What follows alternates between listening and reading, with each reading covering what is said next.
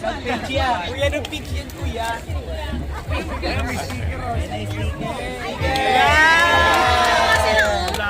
Pandikit sa ano ko. Pandikit. Pandikit ha. Pandikit sa ano ko. Pakidikit na rin. Sa bike ko. Sa road bike ko. Ano po yan? Iyon o. Pandikit sa ano ko. Boss. Picture ulit. Picture ako kayo lahat. Isama kayo sa ano.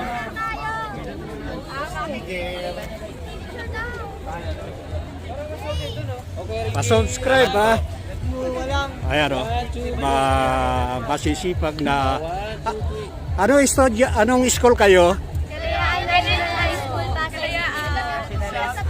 Ayan. Ayan, shout out sa inyo lahat. Good morning ha. Good morning.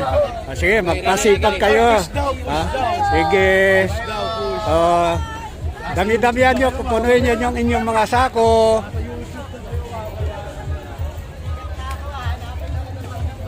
Yan, subscribe na kita. Ay, salamat po. Subscribe na kita, sir. Lulok ko yung aking camera. Nasira yung aking... Ayan. Ako siguro battery. Hindi, walang ano eh. Walang nabibili na yung ganito kasi sa online lang eh. Pagka yung battery eh, wala na. Pagka naubos, kaya bihira ko lang ginagamit ito. Pagka nagla-live lang ako, gano'n ko lang ginagamit. Kasi hindi ko pwedeng gamitin ng ano. Saka sa picture lang, ganun lang. Hindi ko madalas na ino-open. Para, kasi pag gagamitin mo, madaling maubos yung battery, wala na. Kailangan ano, alalay lang sa paggamit eh.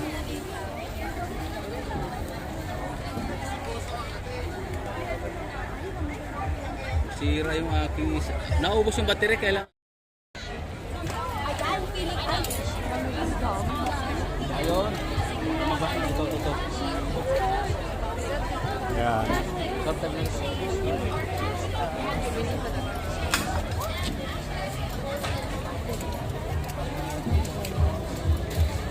Yan, nagsisidatingan pa lang yung iba mga kaibigan na maglinis dito sa Biwok ng Mall of Asia. Maganda yung kanilang ginagawa pagka ganito. Dahil matagal na naka-stock to, ilang buwan natin na naka-stock, nakita na natin, kailangan maubos ito dahil may parating na naman na bagyo. Ganito ang mangyayari kapag may habagat. Kaya good morning, good morning! Luzon, Visayas, Mindanao, good morning mga kaibigan. Nandito tayo sa Manila Bay, Biwok ng Mall of Asia.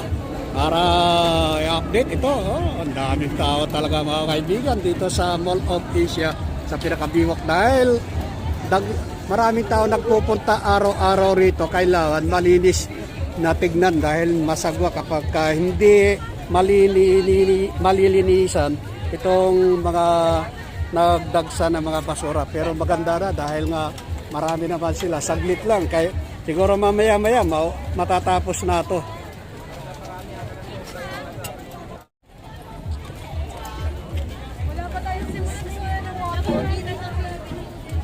Marami.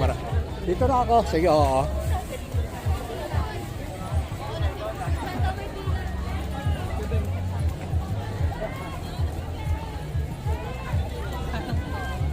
Masaya kapag maraming tao rito sa Mall of Asia talaga. Dahil tulong-tulong mga kaibigan yung kanilang activities program na maglinis dito sa Biwok ng Mall of Asia. Kaya pala sarado yung kalsada na atin pinasan dito, pinagrarasisay.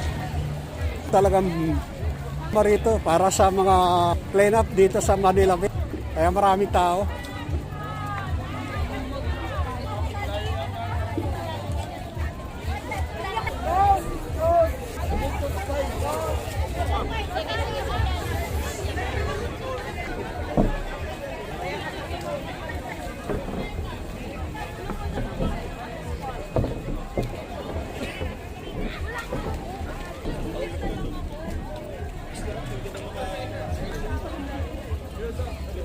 Dami nila, buong area ng Biwok na talagang uubos basura. Napakarami kasi basura rito. Kaya kailangan yung naka-stock na basura rito sa mga batuan. kapag ka dumating na naman ang bagyo, abagat, sigurado dadami na naman. Talagang ganito kapag ka panahon ng tag-ulan, dumarating pang bagyo. Laging maglinis dito sa Biwak ng Mall of Asia, buong area naman malinis. Dahil araw-araw maraming pupunta Biwak ng Mall of Asia na mamasyal, pupunta talaga rito. Dahil maganda mga kaibigan, umaga at hapon, kaya kapag umaga naman nag-exercise, nagpapahangin. Paghapon naman yung mga galing loob ng Mall of Asia, tapos nagpapagabi, kakain dito. Kaya maraming tao dito sa Manila Bay. Ayan, tulong kami nila. Kaya maganda kapag tulong-tulong dito sa Manila Bay. Para kita yung ganda ng dagat natin dito sila. Iba't ibang grupo to, mga nandito. Estudyante, mga empleyado ng gobyerno, empleyado ng Mall of, ay tulong-tulong para itong lilinis dito sa Mall of Asia.